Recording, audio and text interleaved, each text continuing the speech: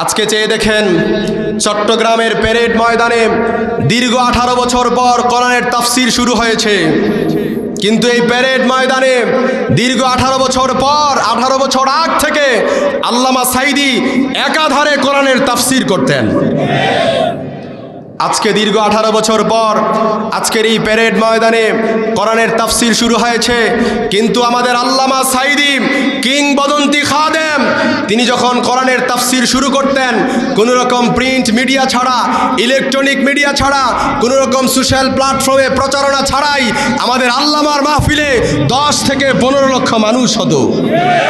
ভারতের কথায়, ভারতের প্রেসক্রিপশনে, ভারতের হুকুমে এই ফ্যাসিস্ট জালেমেরা আমাদের কিংবদন্তি খাদেম, কোরআনের খাদেম শহীদ আল্লামা দেলওয়ার হোসেন সাঈদীকে চিকিৎসার নামে হত্যা করেছে।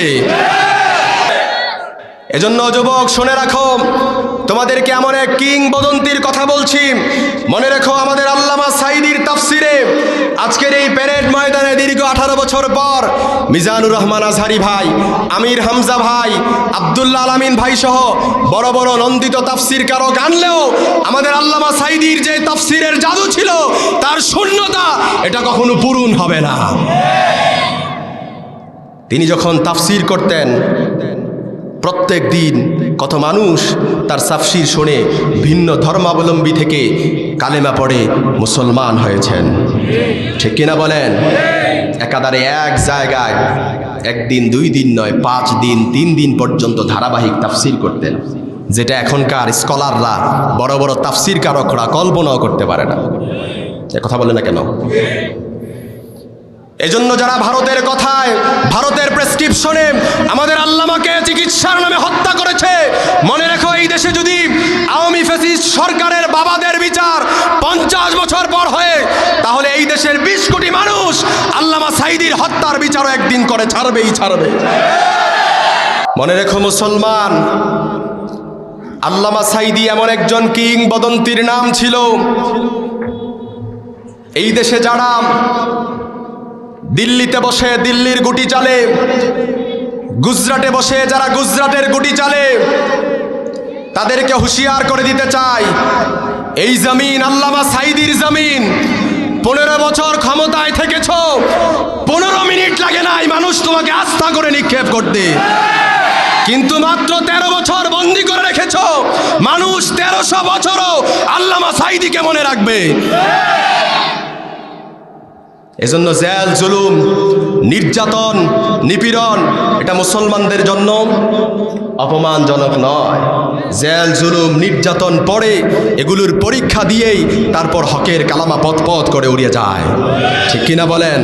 আমরা শুরুতে আল্লাহর শুকরিয়া আদায় করে প্রশংসার মাধ্যমে আমরা আজকের মূল আলোচনা ঢুকে যেতে চাই।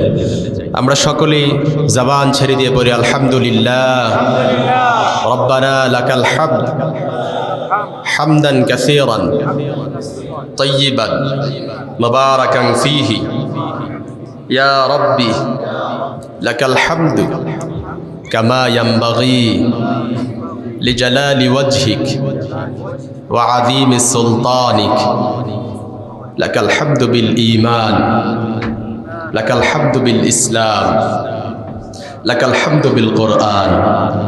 আমরা প্রশংসা করলাম কার? প্রশংসা হবে কার? সব সময় ভালো কাজে আমরা এক সত্তার প্রশংসা করি, চিল্লায় বলতে হবে তিনি কে? তিনি এমন এক আল্লাহ যার প্রশংসা করে কখনো শেষ করা যাবে? কথা বললেন, যাবে? এশিয়া মহাদেশের 1 নাম্বার হসপিটাল কলকাতার পিজি, সেখান থেকে ফেরত দেয়া রুগীকে যিনি সুস্থ করে দিতে পারেন তিনি কে?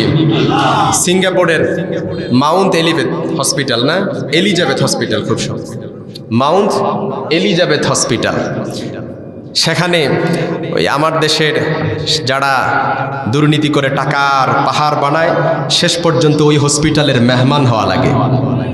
কথা বলে না কেন? সেখান থেকে ফেরত দেয়া রোগীকেও যিনি সুস্থ করে দিতে পারেন তিনি কে? আসতে বলবেন না কে? আল্লাহর দ্বারা কোনো কিছু অসম্ভব নাই। এজন্য সারা পৃথিবীর সব মানুষগুলো যদি কিয়ামত অবধি আল্লাহর শুকরিয়া আদায় করা শুরু করে দেয়, তারপর আল্লাহর প্রশংসা করে শেষ করা যাবে? কথা বলেন, যাবে? স্বার্থ ছাড়া এই পৃথিবীতে কেউ কাউকে কোনো কিছু দেয় না। কথা বলে না কেন? দেয় নাকি? আপনি আপনার বন্ধু বান্ধব আত্মীয় স্বজন ডানে বায়ে সামনে পিছনে যেদিকেই তাকাবেন দেখবেন সবাই স্বার্থের জন্য আপনার কাছে আসে, কিন্তু বিনিময়ে কোনো স্বার্থ লাগবে না। স্বার্থ ছাড়া বিনিময়ে শূন্য দিলে যিনি পূর্ণ করে দেন তিনি কে? আসতে বলবেন না কে? এজন্য আমরা আল্লাহর শুকরিয়া আদায় করি সব সময়, সুখে দুঃখে কষ্টে আনন্দে, সচ্ছল অসচ্ছল সর্বাবস্থায়, অল্প খেয়ে অল্প পেয়ে অল্পতেই আমরা সন্তুষ্ট থাকবো। কি পড়বেন? কথা বলেন দেখেন, কি পড়বেন? ঘুমাই গেছেন নাকি আপনারা?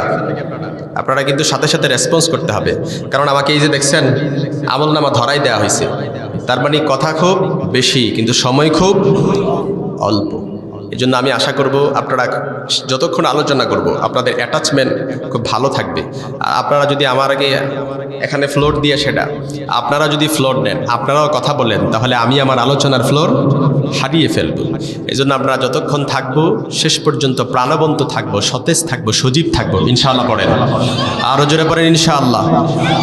দরুদ সালাম পেশ করছি মানবতার মুক্তির দিশারি, মুক্তির দূত সাইয়্যিদুল মুরসালিন খাতামুন নবিয়্যিন ইমামুনা হাবিবুনা কদওয়াতুনা আফতাবে নবুওয়াত ফখরে মওজুদাত আকায়ে নামদার মদিনা কা তাজদার হযরত মুহাম্মদুর রাসূলুল্লাহ। সকলে জবান ছেড়ে দিয়ে পড়েন সাল্লাল্লাহু আলাইহি ওয়াসাল্লাম। সে সকল মর্দে মুজাহিদদের আত্মার মাগফিরাত কামনা করছি যাদের সর্বোচ্চ ত্যাগ জীবন বিসর্জন দিয়ে বদর উহুদ খন্দক খায়বার সহ যে সকল সাহাবাই কেরামরা নিজের জীবনকে উৎসর্গ করেছেন, ইসলামের রাহে নিজের জীবনকে বিলিয়ে দিয়েছেন, তাদের আত্মার মাগফিরাত কামনা করছি। সাকাল্লাহু সারাহু ওয়া জাআলাল জান্নাতা মাসওয়াহু। সকলে একবার পরে আল্লাহুম্মা আমিন। প্রাণ ভরে দোয়া করছি 1971 সাল সহ 47, 52, 69, 71, 2024 আন্দোলনে নিজেদের অধিকার আদায়ের সংগ্রামে যারা দেশের জন্য জীবন দিয়েছেন, ঈমান নিয়ে যারা মৃত্যুবরণ করেছেন, আল্লাহ তাআলা তাদের সকলকে যেন শাহাদাতের মর্যাদা দান করেন। পড়েন আমিন, আরও জোরে পড়েন আমিন। আমরা কথা না বাড়িয়ে মূল আলোচনা ঢুকে যেতে চাই। তবে বিষয়টা হচ্ছে আপনারা জানেন আমরা 24-এর পর নতুন স্বাধীনতা পেয়েছি দ্বিতীয়বারের মতো, ঠিক কিনা বলেন? কিন্তু আমরা সবচাইতে নিম্ন খারাপ জাতি, অকৃতজ্ঞ জাতি। শুনতে খারাপ লাগলে বিলিভ দ্যাট, এটা আপনাকে বিশ্বাস করতে হবে। এই 24-এর ছাত্র অভ্যুত্থানের মাধ্যমে আমরা যে স্বাধীনতা পেয়েছি, এদেশের মানুষ, এ জাতি যে আধিপত্যবাদী ভারতীয় দালাল থেকে মুক্তি হয়েছে, ফ্যাসিস্ট সরকার থেকে মুক্ত হয়েছে।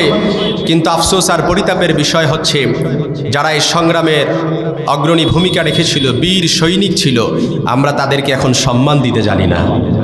অনেকে আছে তাদেরকে এখন হেনস্থা করি, গুজরাটে বসে দিল্লিতে বসে গুটি চালি। কথা বলে না কেন?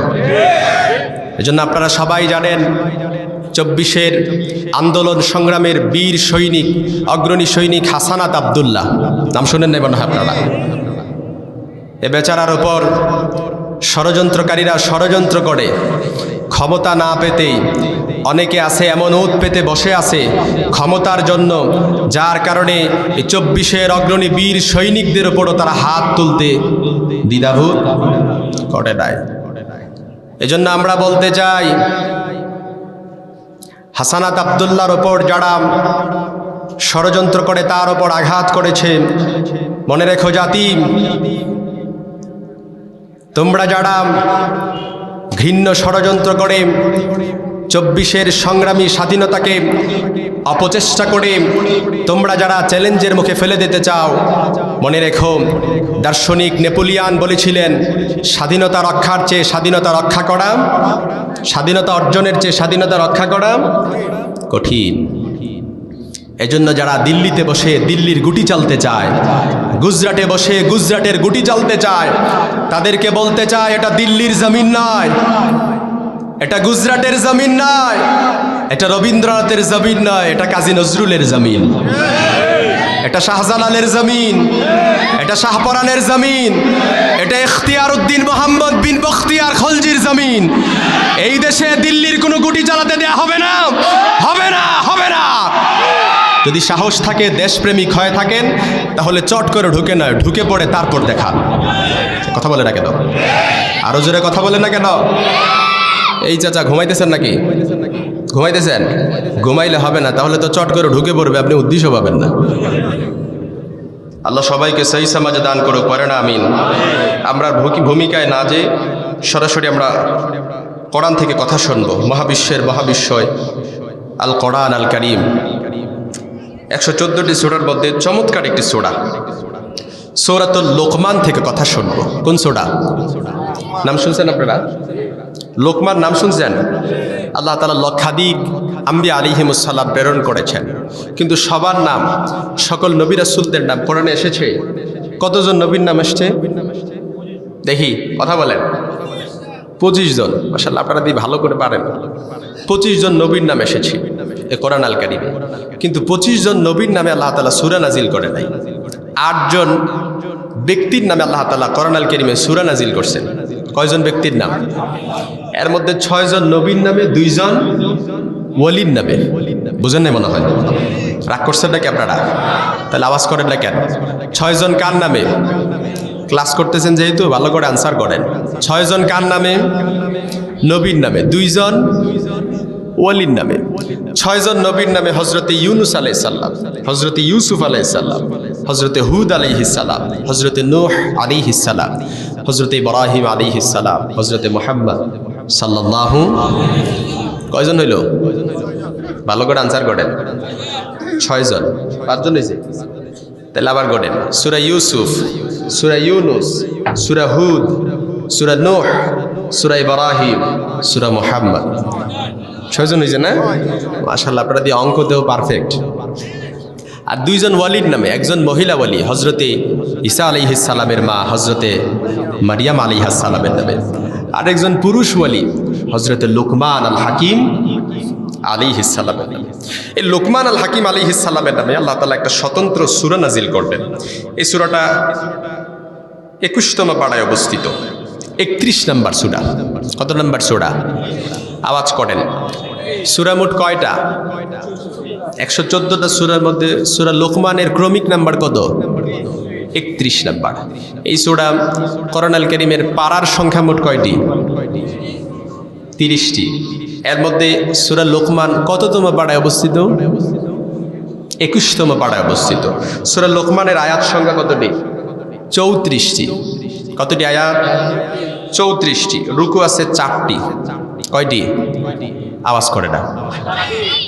নাঙ্গলকোটবাসী ঘুমাই গেছেন নাকি? আপনাদেরকে একটা কথা বলবো, আপনারা হয়তো অনেকে জানেন না, আমি কিন্তু নাঙ্গলকোটের জামাই। জানেন নাকি? আমি নাঙ্গলকোটের কি জামাই। এতটুকুই থাক, কোন এলাকার বলার দরকার নাই। আমি আপনাদের নাঙ্গলকোটের জামাই, এজন্য আপনাদের সাথে আমার সখ্যতা একটু বেশি হবে। কি বলেন? ভালোবাসা একটু লেনা দেনা, আদান প্রদান একটু বেশি না হলে তাহলে আবার সবাই বলবে জামাইটা খুব সুবিধার না। যদি সখ্যতা আর আদান প্রদান খুব বেশি একটা ভালো না হয় তাহলে কি বলবে? জামাই খুব সুবিধার না। ভালো না তো এটা ডিরেক্টলি বলবে না, তাহলে এলাকারই বদনাম হবে। তো কি বলবে? খুব বেশি একটা সুবিধার না। এজন্য ভূমিকা অনেক কথা বলতে চাইলেও বলা যাবে না। আমরা কথা শুনবো লোকমান থেকে। কোন সূরা? এই সূরাতুল লোকমান আল্লাহর হাবিব সাল্লাল্লাহু আলাইহি সাল্লামের হিজরতের কিছুদিন আগে নাজিল হয়েছে, কিছুকাল পূর্বে। তাহলে এবার আপনাদেরকে প্রশ্ন করি, যেহেতু হিজরতের আগে নাজিল হয়েছে, তার মানে এই সূরাটা মাক্কি না মাদানী? হিজরতের আগে। তাহলে কোন সূরা? মাক্কি সূরা। হিজরতের আগে নাজিল হয়েছে, তার মানে মাক্কি। আর হিজরতের পরে যে সূরাগুলো নাজিল হয়েছে এই সূরাগুলোর নাম কি? মাদানী। এই সূরাতুল লোকমান আল হাকিম, আল্লাহ তাআলা তাকে এত মেধা দিয়েছেন, এত বুদ্ধিমত্তা দিয়েছেন, এত প্রজ্ঞা দিয়েছেন, যার কারণে লোকমান আল হাকিম তার ছেলেকে যে উপদেশগুলো দিয়েছেন এগুলো আল্লাহ তাআলার কাছে এত ভালো লাগছে, সরাসরি আল্লাহ তাআলা পুরো উম্মার জন্য কোরআন আল কারীমে এগুলো তুলে ধরেছেন। এই সুবহানাল্লাহ বাড়িতে যায় বলেন, চিৎকার করে সবাই পড়েন সুবহানাল্লাহ। লোকমান আল হাকিমকে আল্লাহ তাআলা মেধা দিয়েছেন, বুদ্ধি দিয়েছেন, প্রজ্ঞা দিয়েছেন, হিকমত দিয়েছেন। এই লোকমান আল হাকিম তার ছেলেকে যে উপদেশগুলো দিয়েছেন এগুলো যদি আমরা আমাদের ছেলে মেয়েদেরকে শোনাতে পারি, বলতে পারি, তাহলে আমাদের ছেলে মেয়েদেরকে কোরআনওয়ালা বানিয়ে দিবেন কে? ইসলামওয়ালা বানিয়ে দিবেন কে? আরো জোরে বলেন কে? আর ছেলেকে যদি কোরআন না শেখান, কোরআনের মেসেজগুলো তার ভেতরে না ঢুকায় দেন, তার সেনার ভেতরে দুনিয়াবি যত এলেম আছে আপনি দিতে পারবেন, জ্ঞান দিতে পারবেন। বিলেতে যে পড়াশোনা করতে পারবে, আমেরিকা জাপানে যে পড়াশোনা করতে পারবে, কিন্তু দেখা যাবে শেষ পর্যন্ত ওই ছেলেই মনুষ্যত্ব না থাকার কারণে আপনাকে বৃদ্ধাশ্রমে পাঠিয়ে আপনার ইজ্জত নষ্ট করে দিবে। এই জন্য ছেলেদেরকে কোরআন শেখান। কোরআন না শেখালে এই ছেলে টেন্ডারবাজ হবে, দুর্নীতিবাজ হবে, চাঁদাবাজ হবে, দেশের টাকা দুর্নীতি করে কানাডার বেগম পাড়ায় গিয়ে বাড়ি বানাবে। এই জন্য আমি বলে থাকি, teach your children the Holi Quran, the Holi Quran will teach your children everything in the world. আপনি আপনার সন্তানকে কোরআন শেখান, কোরআন আপনার সন্তানকে গোটা দুনিয়া শিখায় দেবেন। ঠিক কিনা বলেন? আল্লাহ যেন আমাদেরকে সহি সমাজ দান করে, পড়ে না আমিন। লোকমান আল হাকিম একজন কৃতদাস ছিলেন, একজন রাখাল ছিলেন। দেখতে ছিল কালো কুচকুচে। কেমন ছিল? আপনারা হাবশি বেলাল রাদিয়াল্লাহু তাআলা আনহুর নাম শুনছেন? খুব বেশি সুন্দর ছিল না? কালো ছিল, শুধু কালো ছিল না, কুচকুচে কালো ছিল। কেমন ছিল? কুচকুচে কালো ছিল। ইথিওপিয়া থেকে মুসলমান হওয়ার জন্য মদিনায় এসে আল্লাহর হাবিবের হাতে হাত রেখে কালেমা পড়ে মুসলমান হয়ে গিয়েছেন। সুবহানাল্লাহ পড়বেন না? মসজিদে নববীর মুয়াজ্জিন ছিলেন। আল্লাহর হাবিব ইন্তেকালের পর থেকে ওই বেলাল আর মসজিদে নববীতে থাকে নাই, মদিনায় থাকে নাই, হিজরত করে চলে গেছেন। কারণ যেই মদিনায় আল্লাহর হাবিব নাই, সেই মদিনায় আমি বেলাল আর থাকতে পারবো? সুবহানাল্লাহ পড়বেন না? আপনারা যারা হজ করতে গেছেন, হাজী সাহেব আছেন না? আপনি হাজী সাহেব? মাশাআল্লাহ, দেখছেন আগে আগে হাত তুলছে, মাশাআল্লাহ। তাহলে হাজী সাহেব যারা আছেন, এছাড়াও আরো যারা আছেন, আপনারা যখন হজ করতে গেছেন, আপনার নাইজেরিয়ান লোকদেরকে দেখছেন না? খুব বেশি সুন্দর, খুব বেশি খাটো, খুব বেশি খাটো, লম্বা, আর কি কুচকুচে কালো, দারাজ কণ্ঠ ছিল। কারণ বেলাল রাদিয়াল্লাহু উত্তরসূরি, দারাজ কণ্ঠের অধিকারী আল্লাহ তাআলা তাদেরকে দিয়েছেন। তো নাইজেরিয়ান লোকদের মতো নিগ্রু ছিল, কুচকুচে কালো ছিল লোকমান আল হাকিম আলাইহিস সালাম। শুধু তাই না, আবার কৃতদাস ছিলেন, রাখাল, মেষ চড়া দেন, এর বিনিময়ে কিছু টাকা পকেটে ঢুকতো। কিছু টাকা কোথায় ঢুকতো? পকেটে ঢুকতো। কৃতদাস ছিলেন। এ ভালো করে মেসেজ দিচ্ছেন তো আপনারা? আমার দিক অ্যাটাচমেন্ট, আমার দিক বাড়ান, হাতগুলো উপরের দিক ওঠান, সবাই ওঠান। লিল্লাহি তাকবীর, লিল্লাহি তাকবীর। আল কোরআনের আলো, আল হাদিসের আলো। দেখছেন কত বড় সাহস, হাত নামাই ফেলছে। আমি বলছি হাত নামাইতে, হাত ওঠান, হাতগুলো মুঠ করেন, ছেড়ে দেন, আবার মুঠ করেন, আবার ছেড়ে দেন, হাত নামান। একটা ভাব আসছে না শরীরে? ঠিক আছে, এদিক তাকান। তাই লোকমান আল হাকিম আলাইহিস সালাম মেষ চড়াতেন, রাখাল ছিলেন, কৃতদাস ছিলেন, দেখতে কালো কুচকুচে ছিল, কিন্তু তার কথাগুলো শোনার জন্য প্রত্যেক দিন সন্ধ্যাবেলা অনেক মানুষ ভিড় করত, লাইন ধরে ভিড় করত তার কথাগুলো শোনার জন্য। লোকমানের মনিব দেখি তো এবার কি ব্যাপার, আমি লোকমানের মনিব, আমার কথাগুলো শোনার জন্য এত মানুষ ভিড় করে না, কিন্তু লোকমানের ভেতরে কি এমন আছে, কি হিকমত আল্লাহ তাআলা তাকে দিয়েছেন, কি বুদ্ধিমত্তা, প্রজ্ঞার কি জ্ঞান তার ভিতরে আছে, যার কারণে আমি মনিবের কথা শোনে না, কিন্তু লোকমানের কথাগুলো শোনার জন্য এত মানুষ ভিড় ধরে। আজকে তার একটু বাজায় দেখবো। কি দেখবো? আমরা বলি না যে তার ভিতরে কি আছে, একটু বাজায় দেখবো। লোকমানের মনিবে বললেন যে লোকমানের ভেতরে কি আছে, আজকে তাকে একটু বাজায় দেখবো, জাস্টিফাই করব, যাচাই করব, ট্রাই করব। সুবহানাল্লাহ বলবেন না? এই এই কোথায় যাও তোমরা? এই দেখছেন, ফিরে না এখন। এই সোনামণি কোথায় যাও? বসো। বোঝা নাই? এজন্য এদিক তাকান। তাহলে লোকমান আল হাকিম আলাইহিস সালামকে তার মনিব কি করবে? যাচাই করবে, জাস্টিফাই করবে, একটু বাজায় দেখবে। ইমাম ইবনে জারির আত-তাবারি ওনার তাফসিরে তাবারিতে কোট করেছেন, আমি সেখান থেকে নকল করেছি। লোকমানের মনিব লোকমানকে ডেকে বললেন, ও লোকমান, ইযবাহ শাতান, একটা ছাগল জবাই করো, ওয়াখরিজ মিনহা আতিয়াবা মুদগাতাইন, এবার ছাগলের সবচাইতে দুইটা দামি অঙ্গ ছুরি দিয়ে কেটে নিয়ে আসো। লোকমান মনিবের কথা অনুযায়ী একটা ছাগল জবাই করলেন। এবার ছাগলের সবচাইতে দুইটা দামি অঙ্গ ছুরি দিয়ে জবাই করে কেটে নিয়ে আসলেন, জিহ্বার কলব কেটে নিয়ে গেলেন। লোকমানের মনিব দেখে আবার বললেন, ইযহাবু ওয়াযবাহ শাতান উখরা, ও লোকমান যাও আরেকটা ছাগল জবাই করো। ওয়াখরিজ মিনহা আখবাসা মুদগাতাইন, এবার ছাগলের সবচাইতে দুইটা নিকৃষ্ট অঙ্গ ছুরি দিয়ে কেটে নিয়ে আসো। লোকমান আরেকটা ছাগল জবাই করলেন। এবার ছাগলের সবচাইতে দুইটা নিকৃষ্ট অঙ্গ জিহ্বার কলব কেটে নিয়ে গেলেন। লোকমানের মনিব দেখে তো অবাক, মাহাদায়া লোকমান, ঘটনাটা কি?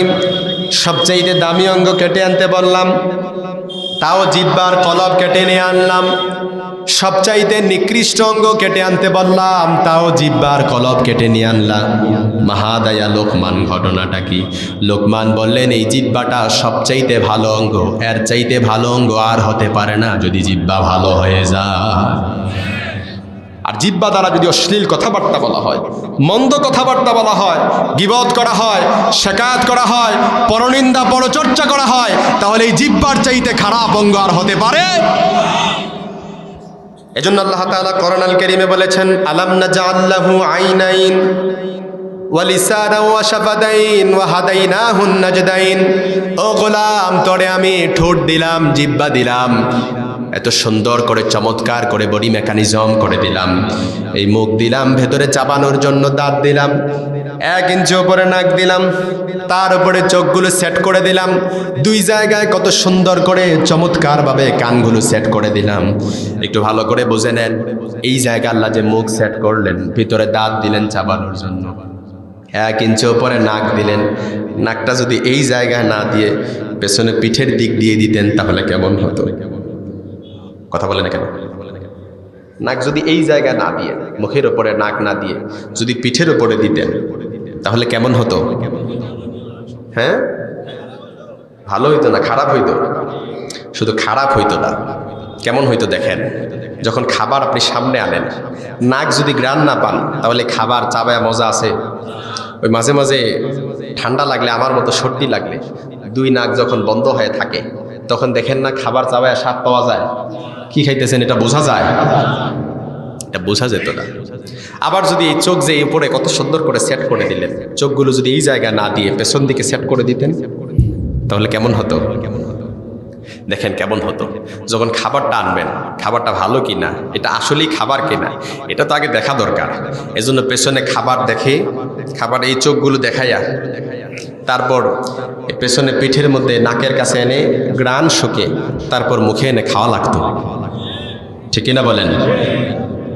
আবার এই যে এই জায়গায় কানগুলো সেট করে দিলেন, এই কানগুলো যদি এই জায়গায় সেট না করে আল্লাহ পাক যদি বগলের নিচে সেট করে দিতেন তাহলে এই যে এখানে আপনারা বসে আছেন, আমি মাঝহারুল ইসলামের আজকে কথাগুলো শুনতে আপনারা কি এইভাবে হাত গুটাইয়া আরাম করে বসে থাকতে পারতেন? হাত গুটাইয়া বসে থাকলে বগলের নিচে কান থাকলে তো কান চাপা পড়ে থাকবে, কিচ্ছু শোনা যেত না। আমি মাঝহারুল ইসলামের কথাগুলো শোনার জন্য 2 হাত উপর করে তারপর শোনা লাগতো, ঠিক কিনা বলেন? যেটা যেই জায়গায় প্রয়োজন, এটা আল্লাহ তাআলা এত সুন্দর করে এই বডি মেকানিজম করে দিয়েছেন। এটাও যদি কোনো বান্দা উপলব্ধি করে, চিন্তা করে, কল্পনা করে, রিয়ালাইজ করে, সে আল্লাহর শুকরিয়া আদায় করতে বাধ্য হবে। আবার এই যে জিহ্বাটাকে আল্লাহ সেট করে দিলেন, এই জিহ্বাটার মধ্যে যদি সামান্য একটা চুলও যদি বেঁধে যায় তাহলে সেটারও উপলব্ধি হয়। মাঝে মাঝে নাক সাক্ষী দিতে ভুল করে যে খাবারটা পিউরিফাই কিনা, মাঝে মাঝে নাক ভুল করতে পারে, কিন্তু যখন জিহ্বার মধ্যে খাবারটা লেগে যায়, জিহ্বা 100-এ 100 কনফার্ম করে দেয় যে খাবারটা পিউরিফাই কিনা, ঠিক কিনা? নাক ভুল করতে পারে কিন্তু জিহ্বা কখনো ভুল করে। এজন্য এই জিহ্বাটা এত দামি অঙ্গ, জিহ্বার চাইতে ভালো অঙ্গ আর হতে পারে না যদি জিহ্বা ভালো হয়ে যায়। আর যদি জিহ্বা দ্বারা অশ্লীল কথাবার্তা বলা হয়, মন্দ কথাবার্তা বলা হয়, তাহলে এই জিহ্বার চাইতে খারাপ অঙ্গ আর হতে পারে? আবার যে আল্লাহ তাআলা বাম স্তনের নিচে এত সুন্দর করে কলবটাকে সেট করে দিলেন, এই কলবের চাইতে ভালো অঙ্গ আর হতে পারে না যদি এই কলবের মধ্যে আল্লাহরে বসান। কথা বলেন কেন? আর যদি কলবের মধ্যে আল্লাহরে না বসাইয়া ভণ্ড বাবারে নিয়ে আইসা বসান তাহলে ঝামেলা আছে না নাই? আলহামদুলিল্লাহ আপনাদের এই নাঙ্গল কোটে মনে হয় ভণ্ড বাবার দরবার এগুলো নাই বললেই চলে। কত বড় সাহস! ভাই নাম কি আপনার? আব্দুল মালিক মোল্লা ভাই। দেখছেন আপনাদের এলাকার মানুষের কত বড় সাহস, আবার বলে আছে। বুঝে শুনে আনসার করেন, আসলেই আছে? তাইলে আবার আছে, ঠিক আছে। প্রথমে ভাবছিলাম যে জোশের টেলায় হুশ মনে হয় ঠিক নাই, কিন্তু এখন দেখি না, জোশও আছে হুশও আছে। এজন্য যারা এই কলবের ভেতরে আল্লাহরে না বসায়া ভণ্ড বাবারে বসাবে, আউলা ফাউলা আউল ফাউল কোনো কিছু আইনা বসাবে, তাহলে কলবের চাইতে খারাপ অঙ্গ আর হতে পারে। আর যদি কলবের ভেতরে আল্লাহরে বসান, তাহলে কলবটা হবে সর্বশ্রেষ্ঠ দামি অঙ্গ। কোরআন সাক্ষী দিচ্ছে, আলা বিযিক্রিল্লাহি তাতমাইন্নুল কুলুব। কোনো কিছুই প্রশান্তি দিতে পারে না আল্লাহর জিকির ছাড়া, ঠিক কিনা বলেন? এজন্য কলবের ভেতরে আমরা কারে বসাবো? জোরে আওয়াজ করে বলেন, কারে? আল্লাহকে বসাবো।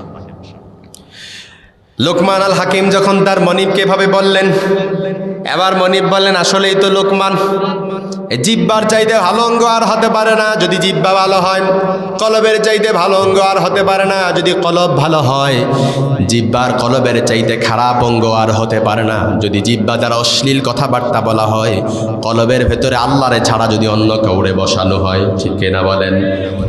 এবার লোকমানের মনিবকে বললেন, লোকমানকে, ও লোকমান, যার তোর রাখালগিরি করা লাগবে না, আজকে থেকে তোরে আজাদ করে দিলাম, মুক্ত করে দিলাম, আজকে থেকে তুই স্বাধীন, তুই তোর জ্ঞান মানুষের মাঝে বিলিয়ে বেড়া। এই লোকমান আল হাকিম আলাইহিস সালাম এত প্রজ্ঞা, বুদ্ধিমত্তা, হিকমত আল্লাহ তাআলা তাকে দিয়েছেন। তিনি তার ছেলেকে যে উপদেশগুলো দিয়েছেন, এগুলো আল্লাহ তাআলার কাছে এত ভালো লাগছে, সরাসরি আল্লাহ তাআলা এগুলো কোরআন আল কারীমে তুলে ধরেছেন, কোট করে দিয়েছেন।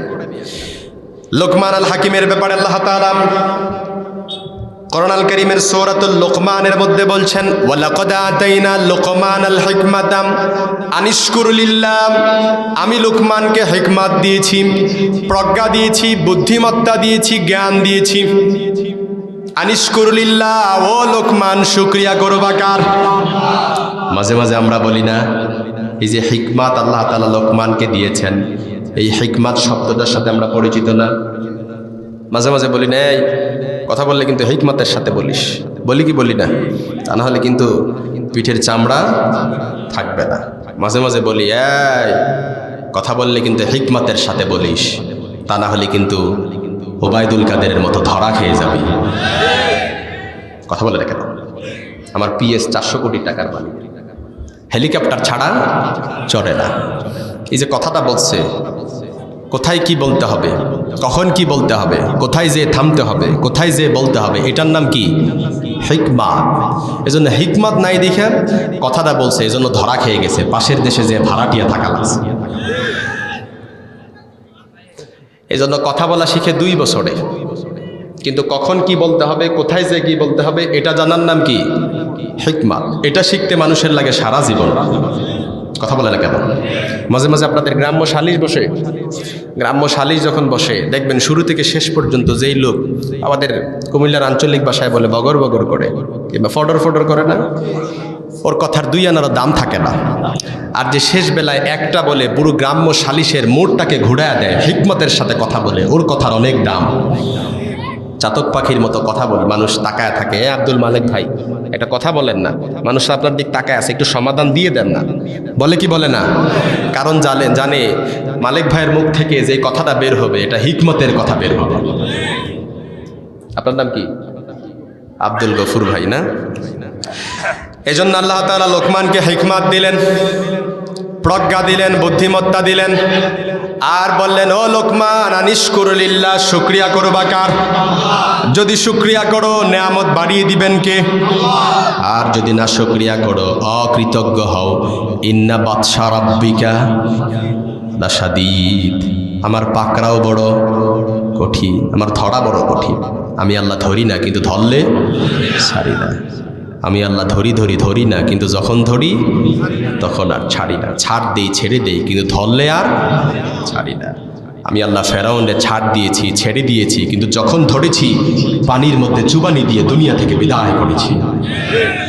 আমি আল্লাহ নমরুদদের ধরি নাই, কিন্তু যখন ধরেছি জুতা পেটা করতে করতে সাথে দুনিয়া থেকে বিদায় করেছি। আমি আল্লাহ ধরি নাই, কিন্তু যখন ধরেছি আব্রাহাকে আবাবিল পাঠিয়ে তারপর দুনিয়া থেকে বিদায় করেছি। আমি আল্লাহ ধরি না, কিন্তু যখন সাদ্দাতকে ধরেছি বেজ্জতির সাথে দুনিয়া থেকে বিদায় করেছি। এজন্য আমি আল্লাহ ধরি না, কিন্তু যখন যারে ধরি দিল্লি পর্যন্ত পাঠিয়ে ছাড়ি, পাশের দেশে যে ভাড়াটিয়া থাকা লাগে।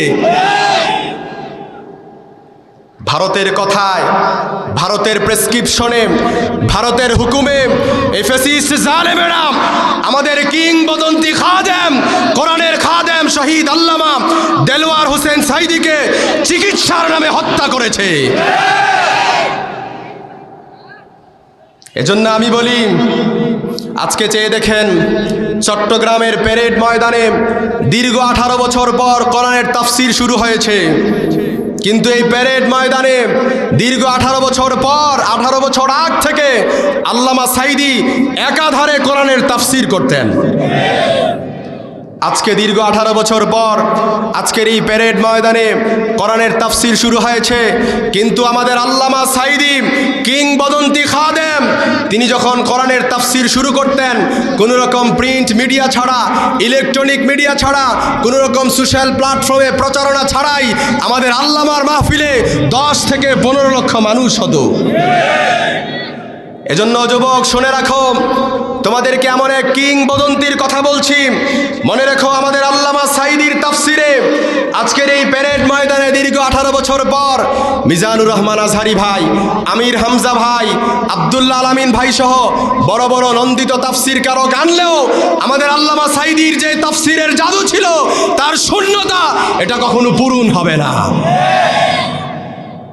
তিনি যখন তাফসির করতেন, প্রত্যেক দিন কত মানুষ তার তাফসীর শুনে ভিন্ন ধর্মাবলম্বী থেকে কালেমা পড়ে মুসলমান হয়েছেন। ঠিক কিনা বলেন?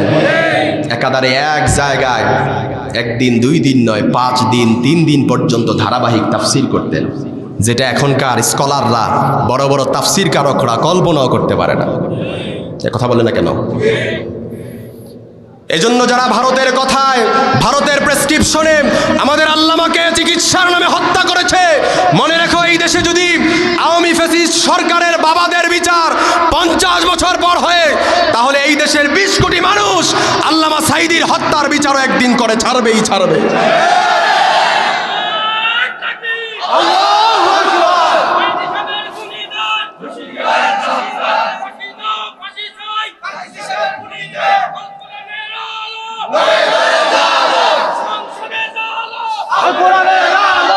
মনে রেখো মুসলমান, আল্লামা সাইদি এমন একজন কিংবদন্তির নাম ছিল।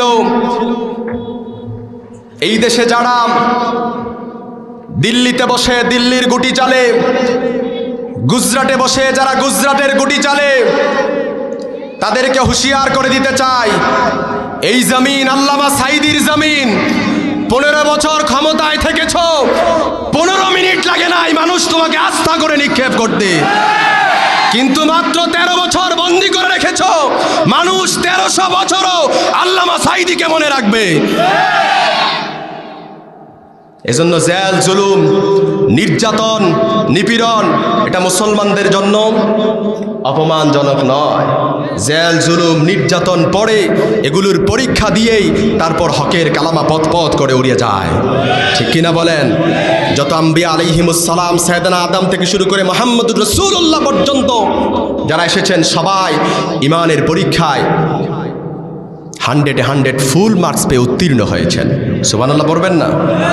এমন কেউ নাই যারা সকল আম্বিয়া আলাইহিমুস সালাম যারা ইমানের পরীক্ষা দেয়া লাগে নাই। মুহাম্মদ রাসূলুল্লাহ সাল্লাল্লাহু আলাইহি সাল্লামকে আবু জাহেল বলছে, ভাতিজা মুহাম্মদ, কি দরকার আমাদের পেছনে লাগা? কি দরকার? কিছু তুমি যদি যাও যে ক্ষমতা, তোমাকে ক্ষমতা দেব। যদি নারী যাও, নারী দেব। যদি নেতা হতে চাও, এই মক্কার সমস্ত নেতাদের লিডার তোমারে বানায় দেব। তবে শর্ত হচ্ছে যে কালেমার দাওয়াত দেয়া তুমি বন্ধ করেছো, এই কালেমার দাওয়াত দেয়া তুমি শুরু করেছো, এই কালেমার দাওয়াত দেয়া তুমি কি করে দাও? বন্ধ করে দাও। ভাতিজা মুহাম্মদ, কি দরকার?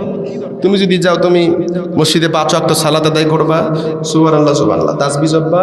তুমি যদি চাও এই মসজিদের পক্ষ থেকে তোমাকে সরকারি কোয়ার্টার দেয়া হবে, তোমার ফ্যামিলিকে পর্যন্ত খাবারের ব্যবস্থা করে দেয়া হবে। তবে শর্ত হচ্ছে যে কালেমার দাওয়াত দেওয়া শুরু করেছো, এই কালেমার দাওয়াত দেয়া বন্ধ করে দাও। মুহাম্মদ রাসূলুল্লাহ সাল্লাল্লাহু আলাইহি সাল্লাম বলেছেন, লাওয়াদা আশ-শামসা ফিল ইয়ামিন ওয়াল কামারা ফিল ইয়াসার, যদি আকাশের জলজলে সূর্যটা আমার ডান হাতে এনে দাও আর চন্দ্রটা যদি বাঁ হাতে এনে দাও, তবে আমি মুহাম্মদ যে কালেমার দাওয়াত দেয়া শুরু করেছি, এই কালেমার দাওয়াত থেকে এক চুল পরিমাণও কেউ নড়াতে পারবে না। এটার নাম হচ্ছে ঈমান।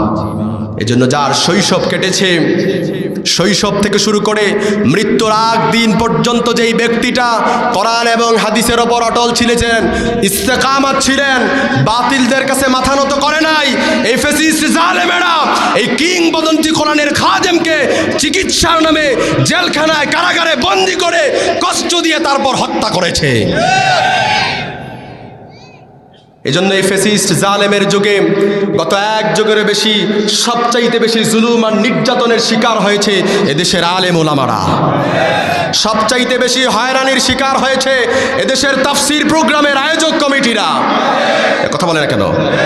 মেম্বার অনুমতি দেয়, চেয়ারম্যান বন্ধ করে, চেয়ারম্যান অনুমতি দেয়, ওসি বন্ধ করে, ওসি অনুমতি দেয়, ডিসি বন্ধ করে, ডিসি অনুমতি দেয়, এমপি বন্ধ করে, এমপি অনুমতি দেয়, মন্ত্রী বন্ধ করে। ঠিক কিনা বলেন? স্টেজ রেডি, প্যান্ডেল রেডি, সব রেডি। চতুর্দিক থেকে কোরআনের পাখিরা সবাই কোরআনের আলোচনা শোনার জন্য, তৃষিত হৃদয়কে কোরআনের রসে সিক্ত করার জন্য চতুর্দিক থেকে সবাই একত্রিত হয়।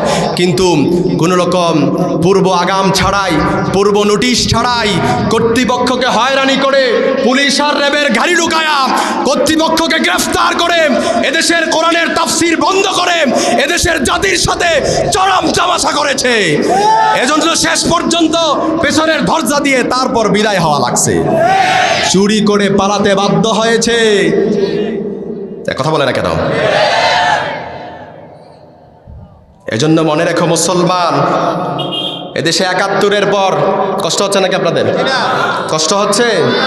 বহুত মুখে কলো পেটে তারপর বসেছিলাম, আর সময় এখন আর অ্যাঙ্গেলে কথা বলার সময় নাই। এখন যা কথা হবে সব কি প্যান্ডেলে, বহু অ্যাঙ্গেলে কথা বলছি, এখন আর সময়।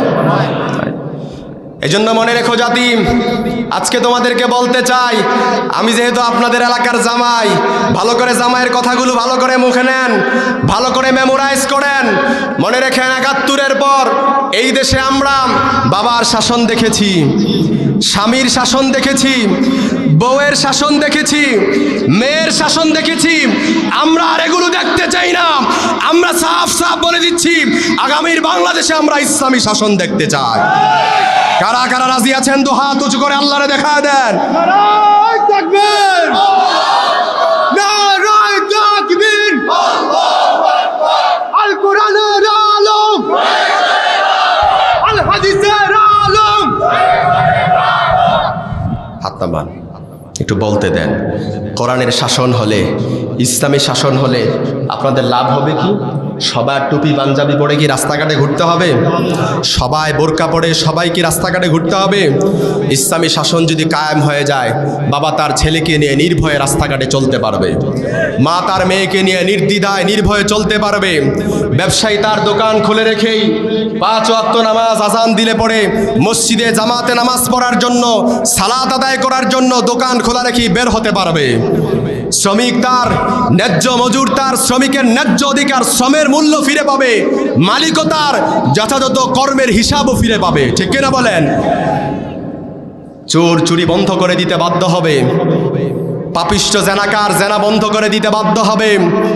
দেশের টাকা লুট করে দুর্নীতি করে যারা কানাডার বেগম পাড়ায় বাড়ি বানিয়েছো, আমাদের টাকা যারা দুবাই নিয়ে ফ্ল্যাট কিনেছো, এগুলো সব বন্ধ হয়ে যাবে।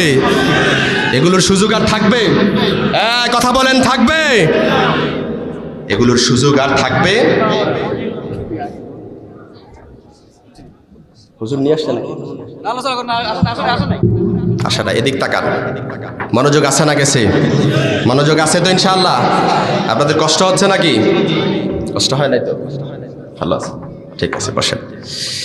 তাইলে আবার ওই মূল আলোচনা মনে আছে তো? ওয়ালাকাদ আতাইনা লোকমানাল হিকমাতা আনিশকুর লিল্লাহ। লোকমান হিকমত দিছে, প্রজ্ঞা দিছি, যেই জায়গায় যেন মনে এনে খোঁজায় তারপরে এটারে খুয়ায়ও না। আনিশকুর লিল্লাহ, শুকরিয়া করবা কার? ওয়া মান ইয়াশকুর ফাইন্নামা ইয়াশকুরু লিনাফসি। লোকমান তুমি যে শুকরিয়া আদায় করবা, এই শুকরিয়া আদায় করলে আল্লাহর লাভ নাকি? আমরা যখন শুকরিয়া আদায় করি এতে কি আল্লাহর লাভ হয়? বরঞ্চ কার লাভ? বান্দার নিজের লাভ। ওয়া মান কাফারা ফাইন্নাল্লাহা গানিয়্যুন হামিদ। কারণ আল্লাহ কারো প্রশংসার শুকরিয়ার ধার ধারে না, ঠিক কিনা বলেন? কারো প্রশংসার প্রতি আল্লাহ মুখাপেক্ষী। সারা পৃথিবীর সব মানুষগুলো যে কিয়ামত অবধি আল্লাহর শুকরিয়া আদায় করতে থাকে, আল্লাহর কোনো মর্যাদা বেড়ে যাবে নাকি? আর যদি সারা পৃথিবীর সব মানুষগুলো কিয়ামত অবধি আল্লাহর শুকরিয়া আদায় করা বন্ধ করে দেয়, তাহলে কি আল্লাহর প্রশংসার মর্যাদা এটা কমে যাবে নাকি? কথা বলেন, কমে যাবে? এজন্য আসেন, সময় খুব অল্প, আমরা লোকমান আল হাকিমের যে নসিহতগুলো তিনি তার ছেলেকে দিয়েছেন এগুলো আমরা শুনে নেই। লোকমান আল হাকিম, জরুরি কথা তো একটু আগে বলতে হয়। লোকমান আল হাকিম তার ছেলেকে সর্বপ্রথম উপদেশ দিচ্ছেন। কয়টা উপদেশ এখানে? সর্বমোট কয়টা? 10টি উপদেশ বাণী, প্রজ্ঞার মোড়কে সুসজ্জিত। কয়টা উপদেশ বাণী? 10টা উপদেশ বাণী। এর মধ্যে সর্বপ্রথম উপদেশ ওয়াইদ ক্বালা ওয়াইদ ক্বালা লুকমান লিবনিহি ওয়া হুয়া ইয়াইযুহু ইয়া বুনাইয়া লা তুশরিক বিল্লাহ। আল্লাহ তাআলা লোকমান আল হাকিমের উপদেশটা তুলে ধরেন। আল্লাহ বললেন ওয়াইদ ক্বালা লুকমান লিবনিহি ওয়া হুয়া ইয়াইযুহু ইয়া বুনাইয়া লা তুশরিক বিল্লাহ। ও নবী, স্মরণ করো সেই সময়ের কথা যখন লোকমান তার ছেলেকে ওয়াজ করেছিল, নসিহত দিয়েছিল, উপদেশ দিয়েছিল। ইয়া বুনাইয়া, ও আমার কলিজার টুকরা সন্তান, আনিশকুরলিল, ও আমার কলিজার টুকরা সন্তান, লা তুশরিক বিল্লাহ, আল্লাহর সাথে কাউকে শরীক করো। আসতে বলবেন না, কাউকে শরীক করো। এদিক তাকান, আপনার এদিক তাকান। মানুষকে আসলো গেল না গেল এগুলো দেখার বিষয়টা, এদিক তাকান।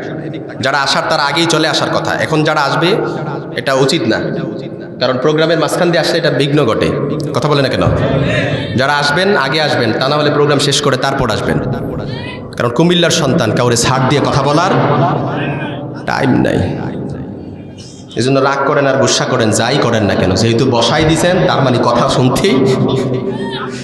এজন্য আল্লাহ তাআলা বললেন ইয়া বুনাইয়া লা তুশরিক বিল্লাহ।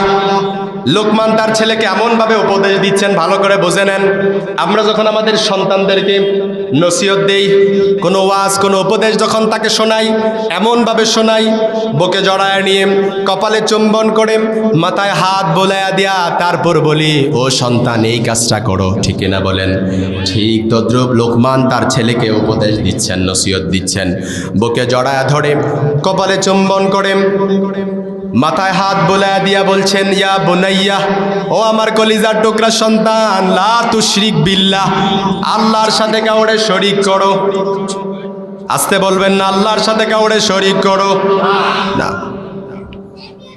আলহামদুলিল্লাহ, আপনাদের এই নাঙ্গলকোটে আল্লাহর সাথে শরীক করে, শিরিক করে এরকম কোনো বান্দা নাই বললেই চলে। ভালো করে বুঝে নেন, শিরিকের ব্যাপারে যে আমি যখন রিসার্চ করলাম, গবেষণা করলাম, আমি যখন পড়াশোনা করলাম, আমি দেখলাম এই শিরিকের ব্যাপারে এত ওয়াজ আল্লাহ তাআলা কোরআনুল কারীমের বহু জায়গায় বলেছেন।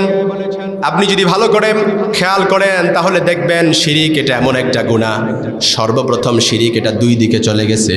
একটা হচ্ছে শিরিকে আকবার, আরেকটা হচ্ছে শিরিকে আসগার। শিরিকে আকবার মানে বড় শিরিক, আকবার মানে কি? বড় শিরিক। নাঙ্গলকোট এদিক তাকান, এদিক তাকান। বারবার আপনাদেরকে ইনস্ট্রাকশন দিতে হচ্ছে, এটা কেমন না? আপনারা তো ভদ্র, সভ্য, ভব্যতা, সভ্যতার সবই তো আপনাদের ভেতরে আছে, তাহলে এদিক সেদিক তাকাচ্ছেন কেন? ডিস্টার্ব করেন না, এদিক তাকান। এই শিরকের ব্যাপারে এই যে দুই দিকে চলে গেছে, একটা হচ্ছে শিরকে আকবার, আরেকটা কি? শিরকে আসগার। শিরকে আকবার মানে বড় শিরিক। এই শিরকে আকবার যদি কোনো মুসলমান করে থাকে তাহলে সেই ইমানদার তো দূরের কথা, মুসলমানের তালিকা থেকে তার নামটা কেটে যায়, মুশরিকদের তালিকায় তার নামটা উঠায় দেন কে? ভালো করে বুঝে নেন, শিরকে আকবার এমন গুনাহ আপনি যখন করেন সাথে সাথে আপনি বেঈমান হয়ে যান, আপনার ঈমান সাথে সাথে চলে যায়, আবার ঈমানকে নবায়ন করতে হবে, মুশরিক হয়ে যায়। শিরকে আকবরের প্রকারভেদের মধ্যে এক নাম্বার হচ্ছে শিরকু ফির রুবুবিয়্যাহ, আল্লাহর নামে শিরিক করা। ফেরাউন বলেছিল আনা রাব্বুকুমুল আলা, আমি সবচাইতে বড়। খোদা। আল্লাহ বলে তুই বড় খোদা না, তুই বড় হুদা। এ কথা বলেন কেন? আরেকটা হচ্ছে শিরক ফিল উবুদিয়্যাহ, আল্লাহর ইবাদতে শিরিক করা। মসজিদে যে 5 ওয়াক্ত সালাত আদায় করে, আবার মাজারে বাবার দরবারে যে সিজদা দিতে আবার ভুল করে। কথা বলে না কেন? বাবার দরবারে যায়, বাবারে সিজদা দেয়, মাজারে গিয়ে সিজদা দেয়, মাজারের মধ্যে সালাম করে। আর ছেলে লাগবে মেয়ে লাগবে কার কাছে বলে? বলে বাবা আমার একটা ছেলে দেন, মেয়ে দেন। বাবা যদি মৃত হয় বাবার দরবারে যে সিজদা করে, আর বাবা যদি জিন্দা হয় তাহলে বউরে নিয়ে যায়, বলে বাবা আমার বউরে একটু জাড়ায় দেন, একটু দোয়া করে দেন। ছেলে মেয়ে হয় না। বাবা এমন দোয়া করে শেষ পর্যন্ত ইজ্জত হারা হয়ে আসতে হয়। আর শিরক ফিল উবুদিয়্যাহ, আল্লাহর ইবাদতে শিরিক করেন, মাজারে যে সিজদা দেন, এটা যেন তেন কোনো শিরিক নয়। যখন এটা কেউ করে সে ইমানদার তো দূরের কথা, মুসলমানের থেকে তার নামটা কেটে যায়। মুশরিকদের তালিকায় তার নামটা উঠায় দেন কে? আসতে বলবেন না কে? 3 নম্বরে আছে শিরকু ফিল আসমাই ওয়াস সিফাত, আল্লাহর সিফাতি নাম অন্য কারো নামের সাথে লাগানো। নাঙ্গলকোটবাসী ভালো করে বোঝে নেন, এমন অনেক আল্লাহর বান্দা আছে ধান্দামি আর ভণ্ডামি করার জন্য, ভণ্ডামি করতে করতে অনেক পীর সাহেবের নামের আগে গাউসুল আজম লাগায়। এগুলো মনে হয় নাই? যারা আলেম আছেন তারা বুঝবেন। আল গাউস আল আজমের বাংলা অর্থ হচ্ছে জগতের বাদশাহ। আপনাদেরকে বলতে চাই, প্রশ্ন রাখতে চাই, জগতের বাদশাহ যিনি তিনি কে? এজন্য অনেক ভণ্ডামি করতে করতে দেখবেন আমাদের বড় পীর আব্দুল কাদের জিলানী রাহিমাহুল্লাহ, ওনার নামের আগেও গাউসুল আজম লাগায়। এরকম আছে না নাই? এটা ওনার সাথে জুলুম। খাজা মাঈনুদ্দিন চিশতি রাহিমাহুল্লাহ হিন্দুস্তানে হিন্দুদের বিরুদ্ধে যুদ্ধ করে ইসলাম কায়েম করেছেন, মুজাহিদ একজন লোক ছিলেন। অনেক ভণ্ড আছে, ভণ্ডামি করতে করতে ওনার নামের আগেও গাউসুল আজম লাগায়। এরকম মনে হয় নাই? যারা এরকম করবে, আল্লাহর সিফাতি না অন্য কারো নামের সাথে লাগাবে, এটা টাটকা শিরিক, তার ঈমান থাকে না। মুশরিকদের তালিকায় তার নামটা আল্লাহ তাআলা উঠায় দেন, ঠিক না? এবার আসেন শিরকে আসগার, ছোট শিরিক, যেটা করলে আপনি বেঈমান হবেন না, ঈমান চলে যাবে না, মুশরিক হবেন না, কিন্তু আপনি কবিরা গুনাহ হয়ে যাবে। কবিরা গুনাহ আবার যেন তেন গুনাহ না, যেই গুনাহ করলে পড়ে তাওবা ছাড়া আল্লাহ তাআলা কখনো মাফ করে না। এজন্য শিরকে আসগার কোনো বান্দা যদি করেন, এই গুনাহ নিয়ে যদি কেউ ইন্তেকাল করে, আল্লাহ তাআলা তাকে চ্যাং গলা দিয়ে জাহান্নামে নিক্ষেপ করবে। শিরকে আসগারের সর্বপ্রথম যে গুনাহ, শিরকে আসগার যেটাকে বলা হয়, এটা হচ্ছে রিয়া, লোক দেখানো কাজ করা। লোক দেখানো কি করা? কাজ করা। অনেক মুসল্লি আছে নামাজ পড়ে, লোকেরা তারা নামাজি বলবে। কথা বলে না কেন? অনেক দানবীর আছে দান করে, লোকেরা তারে কি বলবে? দানবীর বলবে। অনেকে যাকাত দেয়, লোকেরা তারে কি বলবে? মুজাক্কি বলবে। অনেক হাজি সাহেব আছে হজ করে, লোকেরা তারে কি বলবে? হাজি বলবে। এই জন্য নামের আগে হাজি সাহেব না লাগাইলে সে কি যায়? সিটটা ওঠে, ঠিক কিনা বলেন? এজন্য আবার দেখবেন অনেকে নামাজ পড়ে, লোকেরা কি বলবে? নামাজি বলবে। এজন্য অনেক নেতা আছে দেখবেন সামনে নির্বাচন আসলে পড়ে টুপি আর পাঞ্জাবি পরে, ধর্মের লেবাস পরে, জোহরের নামাজ 3 বার পড়ে। ঠিক আর আসতে বলেন? বললেও ঠিক, না বললেও কি ঠিক।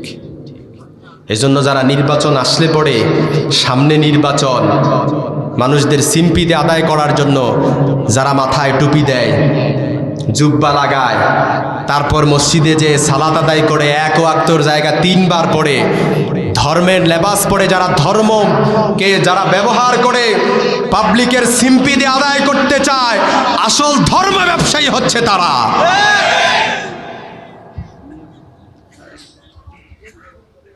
এজন্য আল্লাহ তাআলা কোরআন আল কারীমে বলেছেন,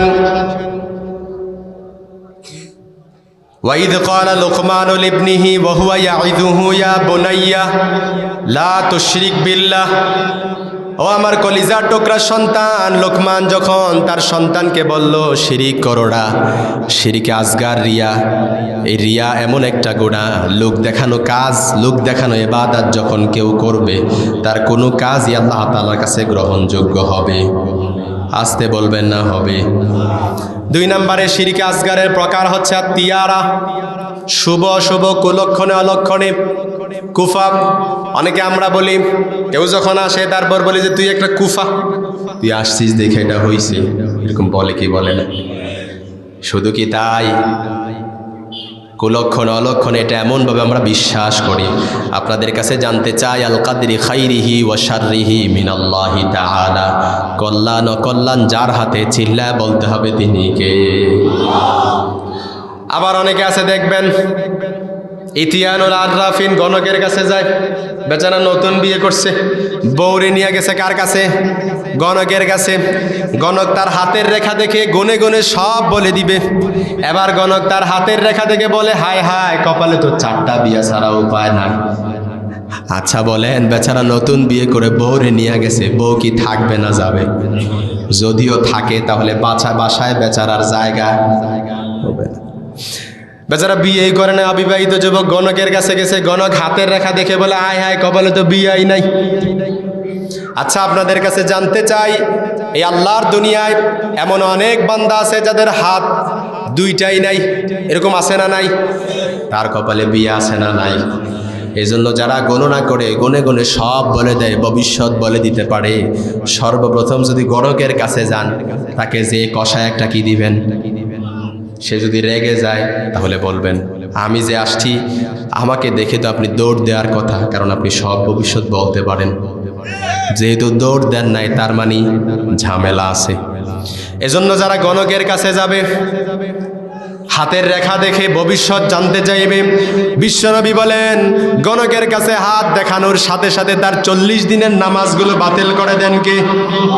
আপনি শুধু গণককে হাত দেখাইছেন, গণক যেটা বলছে এটা আপনি বিশ্বাসও করেন নাই, শুধু হাত দেখানোর কারণেই 40 দিনের নামাজগুলো বাতিল হয়ে যাবে।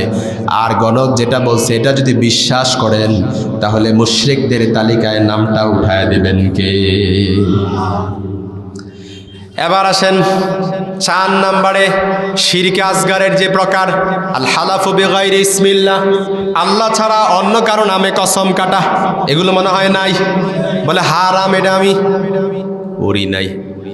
আবার মহিলা প্যান্ডেলে মা বোনরা হয়তো রাগ করবে, কিন্তু রাগ করলে ওই বিলিভদের এটা বিশ্বাস করতে হবে। অনেক মা বোনদের মধ্যে কসম কাটার অভ্যাসটা একটু বেশি, বলে আমার সন্তানের কসম, আমার জামাইয়ের কসম, বলে কি বলে না? আবার অনেক বেচারা আছে বলে মায়ের দুধের কসম, হারাম, এটা আমি করি নাই। আল্লাহ ছাড়া অন্য কারো নামে কসম কাটলে কসম হবে না, কারণ কসম হবে একজনের নামে, তিনি কে? ওয়াল্লাহি তাল্লাহি বিল্লাহি। যদি কসম কাটতেই হয় আল্লাহর নামে কসম কাটবা। কোরআন শরীফ মাথায় রেখে তোমার গার্লফ্রেন্ড যদি তোমারে বলে তোমারে ছাড়া আমি কোথাও যাব না, এটা বলতে দেরি 2 বছর পরে ওই মেয়ের দিকে তাকায় দেখো 2 বাচ্চার মা হয়ে থাকে। আর বেচারা ডিপ্রেশনে, এমন ডিপ্রেশনে গেছে, এই হতাশ হতে হতে বেচারা এমনভাবে শুকায় গেছে, বিয়ে করার সক্ষমতায় হারায় ফেলছে। কথা বলে না কেন? এজন্য কসম হবে একজনের নামে, তিনি কে? কোরআন শরীফের নামে কসম কাটলে হবে নাকি? তাহলে এটা কবিরা গুনাহ হবে, টাটকা শিরিক। আবার শুধু এগুলোই নাই, কয়টা বলবো, এমনও অনেক আছে দেখবেন যখন দাঁত পড়ে যায়, টিস্যুর মধ্যে, কাগজের মধ্যে দাঁতটাকে পেঁচায় নিয়ে কোথায় যায়? ইঁদুর মামা আমার মোটা দাঁত নিয়া চিকন দাঁত দেন, এগুলো মনে হয় নাই। আচ্ছা বলেন, ইঁদুরের কাছে যখন দাঁত চাওয়ার জন্য যান, ইঁদুরের যখন দাঁত পড়ে যাবে, ইঁদুর কার কাছে যাবে? কোন ফ্যাক্টরি আছে নাকি দাঁতের?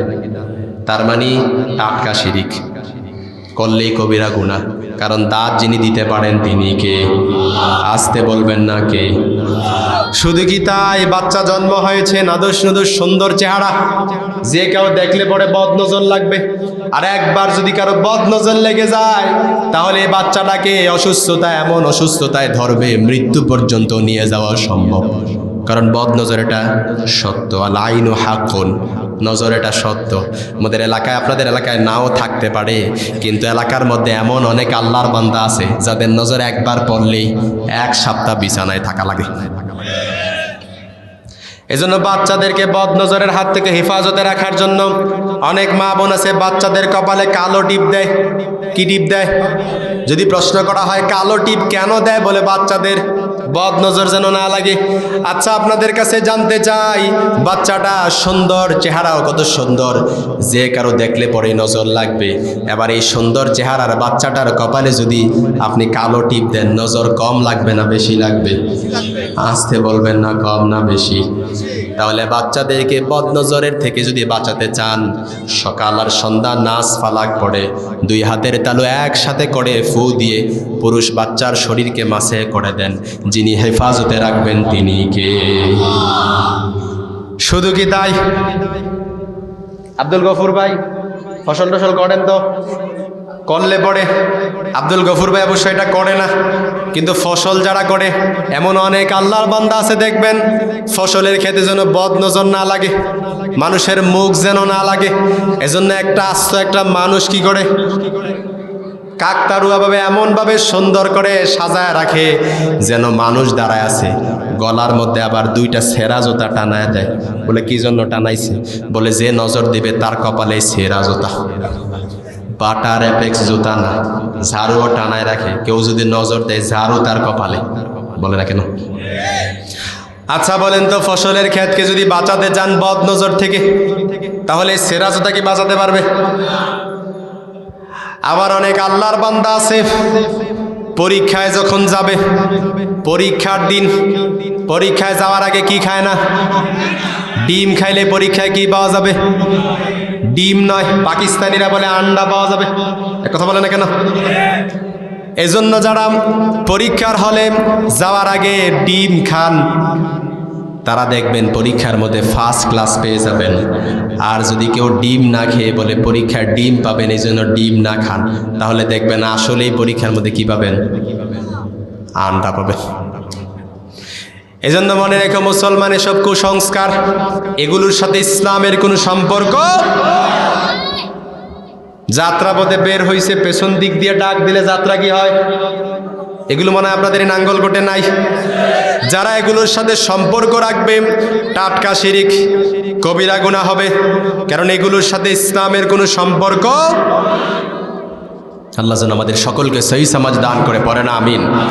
লোকমান আল হাকিম তার ছেলেকে উপদেশ দিচ্ছেন, ইয়া বুনাইয়া, ও আমার কলিজা টুকরা সন্তান, লা তুশরিক বিল্লাহ, আল্লাহর সাথে কাউরে শরীক করো না। ইন্নাশ শিরকা লাযুলমুন আযীম, কারণ শিরিক যারা করবে সে আল্লাহর সাথে বড় জুলুম করবে। ঠিক কিনা বলে? যারা আলেম আছেন তারা বুঝবেন, কাবীর শব্দের অর্থ হচ্ছে বড়, আকবার শব্দের অর্থ কি? বড়। আজিম শব্দের অর্থ, এটার অর্থ কি? লিসানুল আরবের মতো এটার অর্থ বড় এসেছে। কাবীর শব্দ, এটার অর্থ বড়, এটার শুরু আছে শেষও আছে। আকবার শব্দের অর্থ বড়, এটাই বড়র শুরু আছে শেষও আছে। কিন্তু আজিম এটা এমন বড় যেই বড়র শুরু আছে কিন্তু কোনো শেষ। যারা আল্লাহর সাথে শিরিক করবে, জুলমে আজিম, এমন বড় জুলুম করে যেটা শুরু আছে কিন্তু কোনো শেষ। এজন্য লোকমান আল হাকিম তার ছেলেকে বলছেন, লা তুশরিক বিল্লাহ, ও আমার কলিজার টুকরা সন্তান, আল্লাহর সাথে কাউরে শরীক করো। 2 নম্বরে লোকমান আল হাকিম তার ছেলেকে উপদেশ দিচ্ছেন, ও আমার কলিজার টুকরা সন্তান, ইয়া বুনাইয়া ইন্নাহা ইন তাকু মিসকালা হাববাতিন মিন খারদালিন ফাতাকুন ফি সাখরাতিন আও ফিস সামাওয়াতি আও ফিল আরদি ইয়াতি বিহাল্লাহ ইন্নাল্লাহা লাতীফুন খাবীর। লোকমান আল হাকিম তার ছেলেকে উপদেশ দিচ্ছেন, ও আমার কলিজার টুকরা সন্তান, এই দুনিয়াতে ভালো কাজ কিংবা মন্দ কাজ যেটাই করো না কেন, আকাশে উঠেও যদি করো, পাহাড়ে ঢুকেও যদি করো, জমিনে গর্তের ভেতরে যদি যেও করো, দুনিয়ার কেউ দেখে নাই, কিন্তু যিনি দেখেন তিনি কে? তুমি ভেবেছো রাত্রিবেলা তোমার বেডরুমের লাইটের সুইচ অফ করে গুনাহ করেছো, তাগড়া নওজোয়ান যৌবনের তাড়নায় রক্তগুলো টকবক করেছিল। গুনাহ করে ফেলেছ, তুমি ভেবেছ দুনিয়ার কেউ দেখে নাই। আমি আপনাদের কাছে জানতে চাই, এই দুনিয়ার কেউ যেটা দেখে না সেটা দেখেন কে? দুনিয়ার কেউ যেটা শোনে না সেটা শোনেন কে? এই দুনিয়ার কেউ যেটা জানে না সেটা জানেন কে? অপরের আইল ঠেলে নিজের জমিন বাড়িয়েছেন, ভেবেছেন কেউ দেখে না, কিন্তু যিনি দেখেছেন তিনি কে? তাফসীরের কিতাব এসেছে, শুধু দেখেনি না আল্লাহ, সপ্ত জমিনের গর্তের ভেতরে ছোট্ট একটা পিপিলিকা হাঁটে, এটার ব্যাপারেও আল্লাহ তাআলা সম্যক অবগত। শুধু অবগত নেই না, প্রত্যেকের গতিবিধি আল্লাহ তাআলা রেকর্ডও করে রাখেন। ঠিক কিনা বলেন? এজন্য 2 নাম্বার উপদেশ লোকমান তার ছেলেকে দিচ্ছেন, সামাজিকতা শিক্ষা দিচ্ছেন, জবাবদিহিতা শেখাচ্ছেন, আল্লাহর ভয় তার ভেতরে ঢোকায় দিচ্ছেন। ও আমার কলিজার টুকরা সন্তান, যেই কাজ করো নাই কেন আল্লাহ কি করেন দেখেন। 3 নাম্বার লোকমান আল হাকিম তার ছেলেকে উপদেশ দিচ্ছেন, ইয়া বুনাইয়া আকিমিস সালাহ। হুজুর মনে চলে আসতেছে না? তাকবীর দেন, দেন, সমস্যা নেই।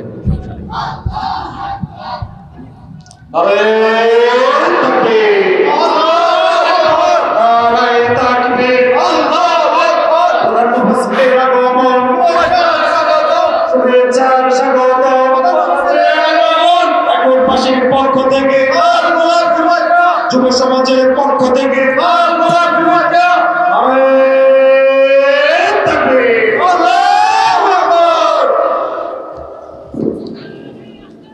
আলহামদুলিল্লাহ, আমাদের আজকের এই মাহফিলের মধ্যমণি, আজকের মাহফিলের প্রধানতম আকর্ষণ, রৌনক, যার জন্য আমরা অধীর আগ্রহে বসে আছি, সুদূর নীলফামারী থেকে যিনি এসেছেন, আমাদের প্রিয় ভাই আলমগীর হোসেন বিপ্লবী, আলহামদুলিল্লাহ আমাদের মাঝে ইতিমধ্যে উপস্থিত হয়েছেন। আমরা বলি আলহামদুলিল্লাহ। আমরা নীলফামারীতে যাই আর ভাই আসেন কুমিল্লা, আবার আমরাও এদিক যাই, ভাই আসেন এদিক, এরকম অদল বদল করে। You move from one corner to another corner. যারা তাফসির প্রোগ্রামে কথা বলে, আয়োজক কমিটিরা এক প্রোগ্রাম থেকে অন্য প্রোগ্রামে, এক জায়গা থেকে অন্য জায়গায়। ভাইকে বসতে দেন। না না না, উপরে